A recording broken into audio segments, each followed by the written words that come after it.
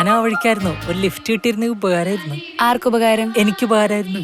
സഖാവേ ഓസാനത് KSRTC അല്ലേ കേട്ടോ. ഗൗതമി, ഞാൻ സംയമനം പാലിച്ച് ബാക്കിലിരുന്നോളാം. No touchings.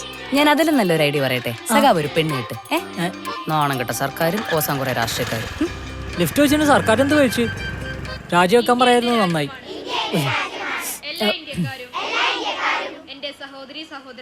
ഇതാണ് എന്റെ ഇന്ത്യ. ഞാൻ സ്വപ്നം കണ്ട ഇന്ത്യ. നീ ഇത് കാരണമാണോ പെണ്ണ് കിട്ടാത്തത്? അത് സഖാവ് നല്ല രീതിയിൽ നോക്കാഞ്ഞിട്ടാ.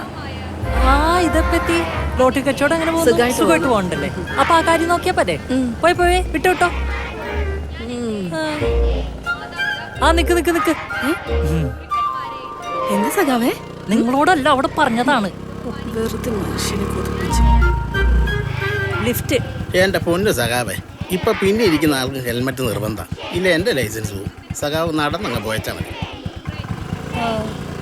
അവന്റെ ഒരു അഹങ്കാരം. പിന്നെ എത്രയും പെട്ടെന്ന് പോലീസിനെ കൊണ്ടുവിടും. വിലാസിനി പ്രഭേട്ടനോ? വെയിൽ കൊണ്ട് കറുത്തു പോലും. ഏട്ടനും വെയിലോളൊന്ന് കുറയ്ക്കണം. പ്രഭാകരാ, എന്നാ ജംഗ്ഷനിലൊന്ന് ഇറക്കിയാ മതി. ജംഗ്ഷനിലല്ല, നീ പറയുന്ന എവിടെ വേണല്ലോ ഞാൻ. എങ്ങനെ എത്രയും പെട്ടെന്ന് ഒരു വണ്ടി ഓടിക്കാൻ പറ്റില്ല? ആദ്യം സൈക്കിൾ ബാലൻസ് സെറ്റ് ചെയ്യണം. പോയാ തണ്ടി.